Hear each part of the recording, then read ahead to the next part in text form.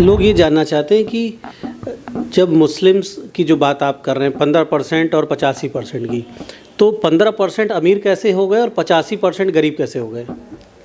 देखिए, आप कांग्रेस की हुकूमत रही हो या कांग्रेस से पहले, आज़ादी से पहले से, ये अंग्रेज़ के टच में थे। ये अपर क्लास के लोग जो थे, ये कहीं से ज़मींदार के, ये सब आए हुए बाहर के लोग हैं। हम इनको विदेशी मुसलमान इसीलिए कहते हैं क्योंकि ये जो बुखारी आल लगा रहे हैं, मौलाना बुखारी लगा रहे हैं, कोई खान लगा रहा है, कोई किदवई लगा रहा है, तो आज भी अपने को हिंदुस्तानी नहीं मान रहे हैं, अपना टाइटल लगा रहे हैं। लेकिन यहाँ का जो पसमानदा मुसलमान है वो हिंदुस्तान का है। हमारे पूर्वज हिंदू ही रहे हैं, हम लोग कन्वर्टेड मुस्लिम हुए हैं, तो हम लोग को देश से जो मोहब्बत है वो इन लोग को नहीं है। और ये हमेशा हम लोग को सिर्फ वोट बैंक की तरह इस्तेमाल किए हैं, भीड़ हमारी दिखाकर हमेशा फ़ायदा यही लोग लिए हैं। क्योंकि दबले कुचले मुसलमानों की आज तक आज़ादी के बाद किसी प्रधानमंत्री ने कभी बात नहीं की जो हमारे लोकप्रिय देश के प्रधानमंत्री मोदी जी ने की है। उसके बाद से भाजपा इस दिशा में काम भी कर रही है, सम्मेलन भी करा रही है, बिना वोट लिए हुए। 3 लोगों को उन्होंने आयोग का अध्यक्ष बनाया, एक को मंत्री बनाया, MLC बनाया, एक को जो है राज्यसभा भेजा, बिना वोट लिए हुए। उनको मुश्किल से 8-10% वोट मिला हो। लेकिन हमारा सवाल तो उन लोगों से है जिन्होंने 80% मुसलमानों का वोट लिया है, उन्होंने हमें कुछ नहीं दिया है। उत्तर भारत में इन दिनों एक नई सियासत देखने को मिल रही है। सोशल मीडिया पे एक बहस छिड़ गई है, देसी मुसलमान बनाम विदेशी मुसलमान की चर्चा हो रही है। उसी तरह मुसलमानों में अपर और बैकवर्ड की चर्चा हो रही है। इस चर्चा के पीछे एक जो अहम शब्द निकल कर आया है वो है पसमानदा मुसलमान का शब्द, और ये शब्द अब तेज़ी से भारतीय राजनीति में अपनी जगह, अपने दायरे को बढ़ा रहा है। उत्तर भारत में, उत्तर प्रदेश में, लखनऊ में पसमानदा लीडरशिप में एक अहम भूमिका निभा रहे हैं वसीम राइन। हमारे साथ वसीम राइन मौजूद हैं यहाँ पर। कई सालों से इस फील्ड में काम कर रहे हैं, बैकवर्ड मुस्लिम्स के बीच में काम कर रहे हैं, और सीधे तौर पर ये कहते हैं कि समाजवादी पार्टी, कांग्रेस, BSP जैसे वो दल जो खुद को सेकुलर कहते हैं, उन्होंने बैकवर्ड मुसलमानों को ठगने का काम किया है। वसीम, ये जो आप आरोप लगाते हैं कि इन पार्टियों ने जो खुद को सेकुलर कहती हैं, ये बैकवर्ड मुसलमानों को सिर्फ ठगने का काम करती है, इसका बेस क्या है? क्यों आप इतना बड़ा आरोप लगाते हैं? देखिए, समाजवादी पार्टी की अगर आप बात करते हैं तो समाजवादी पार्टी जो है, जब से गठन हुआ है तो समाजवादी पार्टी ने मुसलमानों का सबसे ज़्यादा वोट लिया है। अभी 22 के चुनाव में देख लीजिए आप, 80% तक वोट लिया है। लेकिन पार्टी के गठन से आज तक किसी पसमानदा मुसलमान को राज्यसभा जाने का उन्होंने मौका नहीं दिया, या उनका टिकट बंटवारा जो आप देख लीजिए तो पसमानदा मुसलमानों को उनकी आबादी के अनुपात कभी टिकट नहीं दिया। उनके संगठनों का भी वही हाल है। जबकि यादव बिरादरी का जो उनका वोट 8% है, तो 16% पसमानदा मुसलमान है, उनसे 2 गुना वोट पसमानदा मुसलमान समाजवादी पार्टी को देता है। लेकिन जब हिस्सेदारी का मामला आता है तो वहाँ पे 0 होते हैं। हमेशा यही काम वो करते चले आ रहे हैं जब से पार्टी का गठन हुआ है उनके संगठनों में, और बल्कि ना के बराबर वोट देने वाले जो है तो उनके वहाँ प्रदेश अध्यक्ष हैं। लेकिन कोई भी पसमानदा मुसलमान किसी फ्रंटल का ना अध्यक्ष है, ना राष्ट्रीय अध्यक्ष है, न कभी समाजवादी पार्टी का प्रदेश अध्यक्ष बनने का मौका मिला है। सिर्फ वोट बैंक की तरह इन्होंने इस्तेमाल किया है, और भाजपा का डर दिखाकर कि भाजपा को अगर हराना है तो हमारे साथ आइए। तो ये डर अब चलने वाला नहीं। पसमानदा मुसलमान जागरूक हो गए हैं। जहाँ पर उनको हिस्सेदारी मिलेगी वहाँ पसमानदा मुसलमान वोट करेगा। अब इन पार्टियों का वजूद ख़त्म होने वाला है। वसीम, ये बताएं आप कि पसमानदा मुसलमान, ये जो वर्ड है, ये जो शब्द है, ये कैसे, कहाँ से निकल कर आया? इसके सरल शब्दों में क्या इसका अर्थ है, और कितनी फ़ीसद पॉपुलेशन मुसलमानों के अंदर, अगर हम कहें कि पसमानदा आबादी कितनी है, कितने % है, कौन कौन सी प्रमुख जातियाँ आती हैं इसमें? देखिए, जो मुसलमानों की जो कुल आबादी है उसमें जो है, मान लीजिए 20% मुसलमान है, वो 19 पॉइंट कुछ %, तो उसमें 16% पसमानदा मुसलमानों की आबादी है। और यही जो 15% लोग हैं, 85-15 का रेशियो है, समझ लीजिए कि 15 अपर क्लास के मुसलमान हैं, वो 85% पसमानदा मुसलमान हैं। लेकिन राजनीतिक पार्टियों ने हमेशा वही 15% वालों को हिस्सेदारी दी है, 85% को सिर्फ वोट बैंक की तरह इस्तेमाल किया है। तो ये बराबर सपा, बसपा, कांग्रेस, इन लोगों ने सेकुलर के नाम पर पसमानदा मुसलमानों का सिर्फ शोषण किया है। बहन जी को भी 4 बार मौका मिला, लेकिन कभी उन्होंने किसी को, पसमानदा मुसलमान को, विधान परिषद जाने का मौका नहीं दिया है। कांग्रेस पार्टी तो 10 अगस्त 1950 को पसमानदा मुसलमानों के साथ इतना बड़ा खेल कर दिया था, नाइंसाफ़ी की थी। 10 अगस्त 1950 को आर्टिकल 341 पे पाबंदी लगा दी थी, जो धार्मिक पाबंदी है, जबकि आरक्षण में कोई धर्म के आधार पर नहीं मिला हुआ है। लेकिन कांग्रेस ने जानबूझ के पसमानदा मुसलमानों के साथ ये खेल कराने में उस वक्त के जो अशराफ मुस्लिम लीडरान भी थे वो भी जिम्मेदार हैं। रफ़ी अहमद किदवई, मौलाना अब्दुल कलाम आज़ाद, इन सब की साजिश से कांग्रेस ने 10 अगस्त 1950 को आर्टिकल 341 पे पाबंदी लगाई। जो दलित मुसलमान पसमानदा मुसलमान हैं उनके साथ नाइंसाफ़ी हुए। उनको आज जो दलित मुसलमान जो है तो रिजर्व सीटें हैं, उन पर चुनाव नहीं लड़ पा रहा है, या IAS PCS तमाम लोग हमारे बनते जो बनने से वंचित हो गए। ये हमारे जो अशराफ मुस्लिम लीडरान हैं वो भी उसके ज़िम्मेदार हैं। उस समय एक कमेटी बनी हुई थी जिसमें 7 लोग थे और 5 उसमें अशराफ मुसलमान थे। उन लोगों ने रिपोर्ट वहाँ दी कि मुसलमानों में दलित जो मुसलमान हैं उनको कोई रिजर्वेशन की ज़रूरत नहीं है। इन लोगों ने बहुत बड़ी साजिश की थी उस समय, जिसकी वजह से पसमानदा मुसलमानों का बहुत बड़ा नुकसान हुआ है। और ये हमेशा जो लीडरशिप मुसलमानों में रही वो अशराफ रही है, अशराफ लीडर रहे हैं। और वो पार्टी को हमेशा ये बताते थे कि मुसलमानों में कोई बंटवारा नहीं है और सारे मुसलमान एक हैं, लेकिन सिर्फ वो मस्जिद तक की महफूज है, बाहर कुछ नहीं, बाहर सब वही है। अगर कोई धोबी मुसलमान है तो उसको रिजर्वेशन का फ़ायदा नहीं मिल रहा, अगर नॉन मुस्लिम धोबी है तो उसको फ़ायदा मिल रहा। ये स्वीपर है, दोनों तरफ है, हमारी तरफ हलाल खोर स्वीपर है मुस्लिम, और उधर स्वीपर है तो वो दलित हैं, लेकिन अगर मुसलमान है तो वो दलित हैं, उसका फ़ायदा नहीं मिल रहा। इस दिशा में हम लोग बराबर 10 अगस्त उनको जो है तो डिमांड करते हैं, राष्ट्रपति को ज्ञापन भेजता है हमारा संगठन 98 से चल रहा, हम लोग बराबर इस पर मेहनत कर रहे हैं, जिस पर मोदी जी का बहुत शुक्रिया है। उन्होंने आयोग भी गठित किया है और उसकी रिपोर्ट आने के बाद हमें उम्मीद है कि आर्टिकल 341 पर लगी पाबंदी हटेगी और पसमानदा मुसलमानों को इंसाफ मिलेगा। और ये वो पार्टी है कि जिसको मुसलमानों ने वोट नहीं दिया है। देश के प्रधानमंत्री ने हैदराबाद में मीटिंग में पसमानदा मुसलमानों की बात की, उनका बहुत बहुत शुक्रिया, क्योंकि दबले कुचले मुसलमानों की आज तक आज़ादी के बाद किसी प्रधानमंत्री ने कभी बात नहीं की जो हमारे लोकप्रिय देश के प्रधानमंत्री मोदी जी ने की है। उसके बाद से भाजपा इस दिशा में काम भी कर रही है, सम्मेलन भी करा रही है बिना वोट लिए हुए। 3 लोगों को उन्होंने आयोग का अध्यक्ष बनाया, एक को मंत्री बनाया, MLC बनाया, एक को जो है राज्यसभा भेजा, बिना वोट लिए हुए। उनको मुश्किल से 8-10% वोट मिला हुआ। लेकिन हमारा सवाल तो उन लोगों से है जिन्होंने 80% मुसलमानों का वोट लिया है, उन्होंने हमें कुछ नहीं दिया है। हमारे सवाल उनसे होते हैं और ये इन्होंने जो बनाया है इसके लिए इनका शुक्रिया, क्योंकि हम लोगों ने वोट नहीं दिया था, बिना वोट के इतनी हिस्सेदारी इन्होंने दी है। इसके लिए बहुत बहुत शुक्रिया योगी जी का और बहुत बहुत शुक्रिया मोदी जी का। अच्छा, लोग ये जानना चाहते हैं कि जब मुस्लिम्स की जो बात आप कर रहे हैं 15% और 85% की, तो 15% अमीर कैसे हो गए और 85% गरीब कैसे हो गए? देखिए, आप कांग्रेस की हुकूमत रही हो या कांग्रेस से पहले, आज़ादी से पहले से, ये अंग्रेज़ के टच में थे। ये अपर क्लास के लोग जो थे, ये कहीं से ज़िम्मेदार के, ये सब आए हुए बाहर के लोग हैं। हम इनको विदेशी मुसलमान इसीलिए कहते हैं क्योंकि ये जो बुखारी आल लगा रहे हैं, मौलाना बुखारी लगा रहे हैं, कोई खान लगा रहा, कोई किदवई लगा रहा, तो आज भी अपने को हिंदुस्तानी नहीं मान रहे हैं, अपना टाइटल लगा रहे हैं। लेकिन यहाँ का जो पसमानदा मुसलमान है वो हिंदुस्तान का है, हमारे पूर्वज हिंदू ही रहे हैं, हम लोग कन्वर्टेड मुस्लिम हुए हैं, तो हम लोग को देश से जो मोहब्बत है वो इन लोग को नहीं है।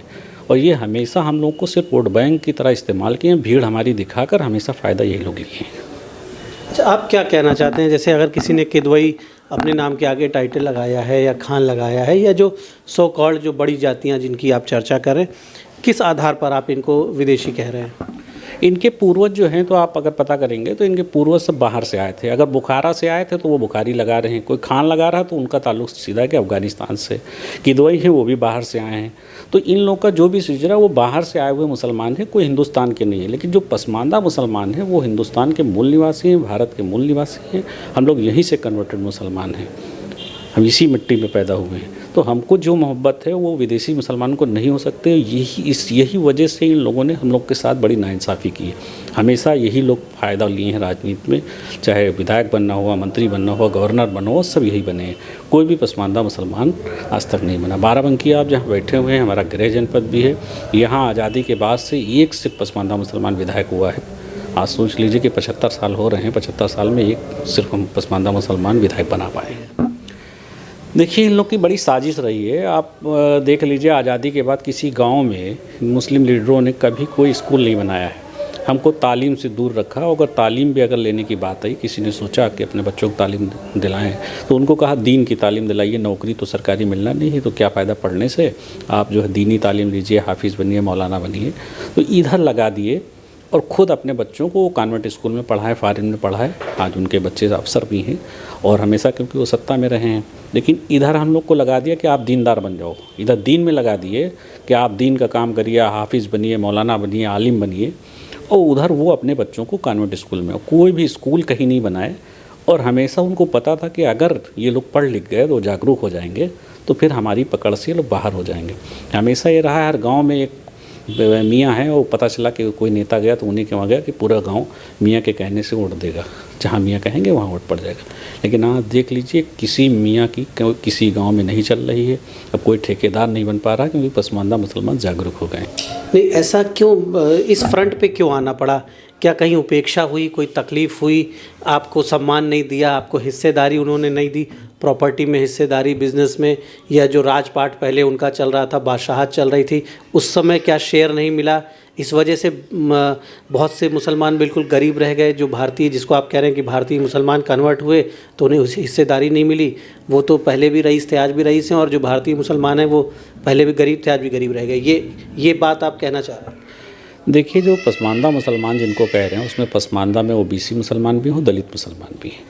तो इन लोगों ने हमेशा राजपाट किया है, और हम लोगों का जो अपना मजदूरी पेशा करके किसी तरह अपना जीवन यापन हमारे बुज़ुर्गों ने किया है, और हमेशा ये लोग राजकाट किए हैं। उसके बाद देश आज़ाद हो गया। देश की आज़ादी के बाद ये लोग कांग्रेस में हो गए। यही नेता थे जो अशराफ लीडर थे उस समय, अब्दुल कलाम आज़ाद, रफ़ी अहमद किदवई या मौलाना जाकिर हुसैन, यही सब लीडर हुआ करते थे। और इन लोगों ने जो है तो ये समझ लिया था कि उनकी आबादी बहुत कम थी, तो इन्होंने आर्टिकल 341 पे तो पाबंदी लगवाई पहले, ताकि जो है तो अगर इनके लोग IAS, PCS, डॉक्टर, इंजीनियर, और अगर ये जो आपकी रिजर्व सीटें हैं, अगर इस पे चुनाव लड़ेंगे तो इनके विधायक भी होंगे, इनके सांसद भी होंगे, तो इन लोग की तरक्की नहीं रोकी जा सकती। तो इन लोगों ने प्लानिंग साजिश करके सरकार से ये फैसला कराया कि इस पर पाबंदी लगा दी जाए, धार्मिक पाबंदी, की जो मुसलमान है उसको इसका रिजर्वेशन का फ़ायदा नहीं मिलेगा।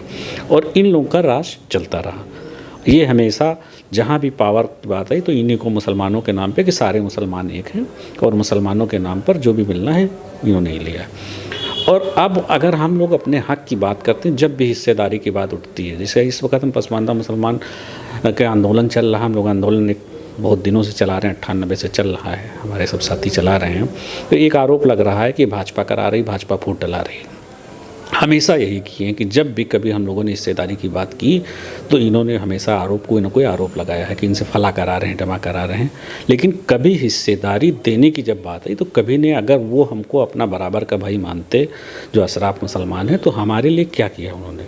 अरशद मदनी साहब कहते हैं कि हमारी तंजीम मुसलमानों के लिए सबसे ज़्यादा काम करती है, हिंदुस्तान की सबसे बड़ी तंजीम है, हमारा तंजीम का रोल आज़ादी में भी रहा है। हम उनकी सब बातें मानते हैं, लेकिन पसमानदा मुसलमानों की हालत दलितों से बदतर है, उसका जिम्मेदार भी तो वही हैं। उनको जिम्मेदारी लेनी चाहिए, क्योंकि पसमानदा मुसलमानों की हालत दलितों से बदतर क्यों हुई? अगर वो लीडरशिप कर रहे थे, मुसलमानों को लीड कर रहे थे, हम उनको अपना रहनुमा मानते हैं, तो वो क्यों दलितों से बदतर होने की पोजीशन में पसमानदा मुसलमानों को पहुंचाया? इसके लिए भी जिम्मेदार वही हैं। जबकि वो उनकी खुद की जो तंजीम है उसमें किसी पसमानदा मुसलमान को कोई अध्यक्ष या महामंत्री कभी वो अपनी तंजीम में भी नहीं रखे हैं। आप देख लीजिए, पर्सनल लॉ बोर्ड बना हुआ, सारे मुसलमानों की बात करते हैं, लेकिन वही 15% आबादी वाले सारे पदाधिकारी, एक भी पसमानदा मुसलमान पर्सनल लॉ बोर्ड में नहीं। इसलिए हम लोग पर्सनल लॉ बोर्ड की कोई बात नहीं मानते हैं। जब हमारी 85% आबादी, हमारा कोई नुमाइंदा नहीं है, तो जो भी स्कीम बनेगी उसमें हम होंगे ही, तो हमारे खिलाफ ही बनेगी जो होगी। अच्छा, क्या आप मानते हैं बीजेपी की ओर आप क्यों आकर्षित हुए? क्या सरकारी योजनाओं में हिस्सेदारी मिली? मोदी के राज में, योगी के राज में पसमानदा मुसलमानों को सम्मान मिल रहा है? सरकारी योजनाओं को लाभ दे रही है सरकार? बिल्कुल दे रही है। देखिए, जो गरीब तो मुसलमान पसमानदा है ही हैं, उनको चाहे अनाज हो या कॉलोनी हो, ये जो सरकार की स्कीमें तमाम उससे फ़ायदा भी पहुंचा है। और जो हम लोग के साथ सबसे बड़ी नाइंसाफ़ी हुई, जो राजनीतिक हिस्सेदारी नहीं मिली थी, वो भी योगी जी ने दी है। योगी जी ने 4 लोगों को जो है, 3 लोगों को आयोग का अध्यक्ष बना दिया, 1 को मंत्री बना दिया, MLC बना दिया, और 1 को राज्यसभा, प्रधानमंत्री जी ने 1 को राज्यसभा भेज दिया। जबकि समाजवादी पार्टी यादवों से दुगना वोट पसमानदा मुसलमानों का लेती है, उसके बाद भी पार्टी के गठन से आज तक किसी पसमानदा मुसलमान को राज्यसभा जाने का मौका नहीं दिया है। अच्छा, अगर आपको तुलना करनी हो, कंपेयर करना हो या तो आम लोगों की अगर बात की जाए, वो क्या सोच रहे हैं आपकी कम्युनिटी में? कांग्रेस, बसपा, सपा और भाजपा, किस दल में अगर कहें कि भाई कितना लाभ मिला, तो सबसे ज़्यादा फ़ायदा गरीब मुसलमानों को किस पार्टी ने दिया? आप कितने नंबर देंगे इन तीनों दलों, चारों प्रमुख दलों की बात करें उत्तर भारत में, तो किसे आप कितने अंक देंगे? देखिए, तीनों लोगों को देख चुके हैं। पसमानदा मुसलमानों के बीच में इनकी बिल्कुल लोकप्रियता ख़त्म हो चुकी है, इन पर विश्वास ख़त्म हो चुका है। इन लोगों ने सिर्फ वोट बैंक की तरह इस्तेमाल किया, आज तक दिया कुछ नहीं। अगर पसमानदा मुसलमान का अगर सबसे ज़्यादा फ़ायदा हुआ है तो योगी जी की, मोदी जी की गवर्नमेंट में हुआ है। उनको अनाज का हो चाहे कॉलोनी का हो, आप डाटा भी पता कर सकते हैं। तो हमेशा जो है इन लोगों ने वोट बैंक की तरह सिर्फ इस्तेमाल किया है और डरा के, ये मजबूर समझ के कि ये हमारे गुलाम हैं, इनकी मजबूरी है, भाजपा में जा नहीं सकते, हमको वोट देंगे तो इनको कुछ दो या न दो, ये तो हमारे साथ रहेंगे। ये बताइए कि आप जो आरोप लगा रहे हैं कि आपके साथ अपर क्लास के मुसलमान भेदभाव करते हैं, जो अशराफ मुसलमान हैं जिनको आप 15% विदेशी मुसलमान भी कहते हैं, वो जो भारतीय मुसलमान हैं जिनको आप कन्वर्टेड मुसलमान कह रहे हैं या जिनके पूर्वज हिंदू थे आप बता रहे हैं, उनके साथ भेदभाव होता है। क्या बेटियों की, बेटों की भी शादियां हो रही हैं या नहीं हो रही हैं? खान पान एक टेबल पे एक साथ डिनर हो रहा है, भोजन हो रहा है, घरों में रिश्तेदारों या उन रिश्तेदारियां हो रही हैं, आना जाना एक दूसरे के यहाँ, रुकना उठना बैठना हो पा रहा है या नहीं हो पा रहा है? देखिए, शादी ब्याह तो होती ही नहीं है। अपर क्लास के कोई भी मुसलमान किसी ओबीसी बैकवर्ड मुसलमान के वहाँ शादी नहीं करते हैं। और खान पीन के जो पॉलिटिकल राजनीतिक लोग हैं अपर क्लास के, वो किसी के वहाँ शादी में चले जाएं एक अलग बात है, लेकिन कोई घरेलू आना जाना या इस तरह के संबंध वो लोग बैकवर्ड मुसलमानों से नहीं रखते हैं। क्योंकि वो छुआछूत का जो मामला उनके वहाँ चल रहा है वो आज भी चला रहे हैं। भले कोई राजनीति में उसकी मजबूरी है, मजबूरन चला गया, बैठ गया, लेकिन जो उनका अंदर का मामला है वो ठीक नहीं है। वो उसी तरह भेदभाव कर रहे हैं, बातें सामने करते हैं सारे मुसलमान एक हैं, लेकिन अभी शादी का मामला आएगा तो कहेंगे शादी नहीं, शादी में जो है तो हम अपने कबीले में करेंगे। जबकि जब हम प्रॉफिट मोहम्मद की बात करते हैं, उन्होंने अपनी कोई भी शादी जो है तो अपने कबीले में नहीं की, सब अलग अलग कबीले से की। उन्होंने कहा सब काला गोरा सब बराबर हैं, लेकिन ये बराबरी की बात सिर्फ करते हैं, लेकिन करते अमल कुछ नहीं, उस पर सिर्फ धोखा है। और सिर्फ पसमानदा मुसलमानों का इन लोगों ने इस्तेमाल किया, भीड़ हमारी दिखाकर खुद राजनीतिक फ़ायदे लिए हैं। अच्छा, आप ये कहते हैं कि पसमानदा समाज को शिक्षा से, आधुनिक शिक्षा से भी वंचित किया गया। किसने वंचित किया, क्यों वंचित किया?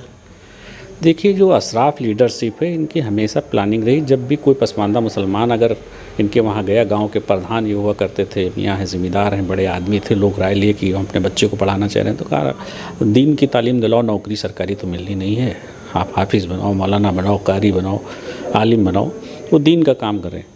तो इसमें लगा दिया, खुद अपने बच्चों को कॉन्वेंट स्कूल में पढ़ाए, लेकिन हमारे घर के जो बच्चे थे हम लोग के, उनको हाफिज़ कुरान इसमें लगा दिए।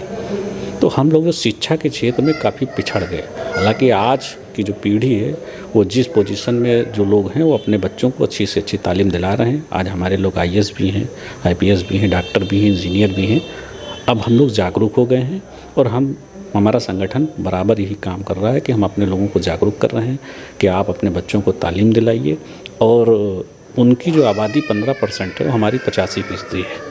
तो वो अगर 100% भी हो जाएंगे तब भी हमारे बराबर नहीं आ सकते हैं, क्योंकि हमारे वहाँ भी अब तालीम की कमी नहीं रही है।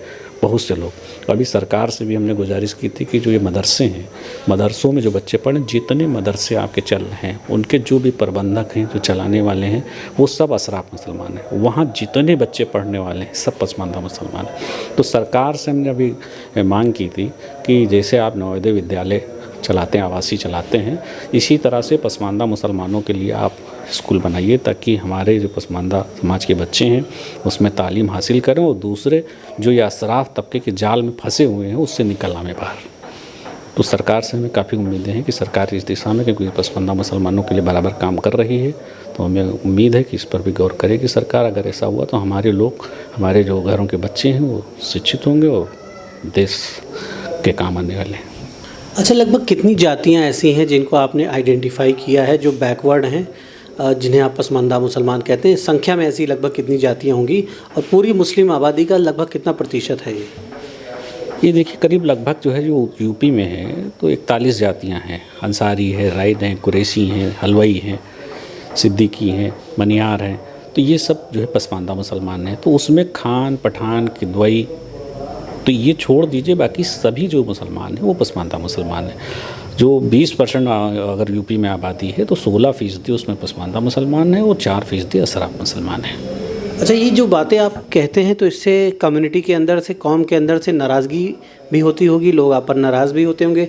आपका जो संगठन पूरा चल रहा है, पूरे देश में आप लोग काम कर रहे हैं, तो आरोप भी लगता होगा कि आप मुसलमानों को बांट रहे हैं और कहीं ना कहीं बीजेपी का एजेंट बन के बीजेपी को फ़ायदा पहुंचाने के लिए आप काम कर रहे हैं। आरोप तो जब भी हम बता रहे हैं कि हिस्सेदारी की जब भी बात कोई मुसलमान लीडर उठाता है वो पसमानदा, तो हमेशा उस पर आरोप लगते हैं। इस समय कि वो भाजपा के लिए काम कर रहे हैं, भाजपा बंटवारा करा रही, भाजपा इनसे कर रही है। तो जब हिस्सेदारी की बात होती तो इस तरह के गुमराह करने वाली बात यही अशराफ मुसलमान करते हैं, क्योंकि उनको लग रहा है कि हमारी ज़मीन खिसक रही है, क्योंकि इनकी आबादी है, अगर ये आ गए तो हमारा काम ख़त्म हो जाएगा। अब आप देख लीजिए कि उत्तर प्रदेश में देख लीजिए शिया समुदाय से थे, वो भी अपर क्लास के थे, मंत्री थे। इस बार जो है तो योगी जी ने जो है पसमानदा मुसलमान को मंत्री बनाया। एक ही पूरे इंडिया में आप मान लीजिए एक ही मुसलमान मंत्री है, तो वो भी पसमानदा है। या वहाँ पर आप देख लीजिए कि केंद्र सरकार में भी जो है बहुत ज़माने से अशराफ तबके का ही कब्जा रहा, हमेशा जो है केंद्रीय मंत्री बनते चले आए, लेकिन उनको भी हटना पड़ा, क्योंकि पसमानदा की जो आवाज़ है, हमारी जो आबादी है 85% है, तो उस हिसाब से आबादी के अनुपात अगर हिस्सेदारी भारतीय जनता पार्टी देती है तो पसमानदा मुसलमान उनको वोट करेंगे। और हम लोग चाहते हैं कि देश के प्रधानमंत्री फिर दोबारा जो है तीसरी बार जो है मोदी जी बने। तो एक बहुत बड़ा मूवमेंट ये खड़ा हो रहा है, और जो टोटल मुस्लिम पॉपुलेशन है, आपका दावा है कि उसके 85% जो मुसलमान भारत में रहते हैं वो पसमानदा मुसलमान हैं, बैकवर्ड मुसलमान हैं। और ये भी आपका दावा है कि ये वो मुसलमान हैं जो पहले हिंदू थे, किन्हीं परिस्थितियों में कन्वर्ट हुए और लेकिन पिछड़े ही रह गए। जबकि इस्लाम बराबरी की बात करता है, उन्हें वो बराबरी, वो हिस्सेदारी, वो इज़्ज़त नहीं मिली। वो आज भी पीछे हैं, आज भी कमज़ोर हैं। और इसी वजह से सच्चर कमेटी ने अपनी फाइंडिंग में पाया कि मुसलमानों का जो बड़ा हिस्सा है वो उसकी स्थिति दलितों से भी पीछे है। तो ये एक मूवमेंट है, मान सम्मान की लड़ाई इन्होंने शुरू की है, हिस्सेदारी की, अधिकार की लड़ाई शुरू की है। हालांकि आरोप भी बहुत लग रहे हैं इस संगठन के ऊपर, इनके जो वर्कर्स हैं उनके ऊपर, लेकिन निश्चित तौर पर उत्तर प्रदेश ही नहीं, पूरे देश का सियासी समीकरण बदल जाएगा यदि इनका जो ये मूवमेंट है, इनकी जो मुहिम है वो अपने अंजाम तक पहुंचती है। तो द इंडियन ओपिनियन के लिए बाराबंकी से दीपक मिश्रा।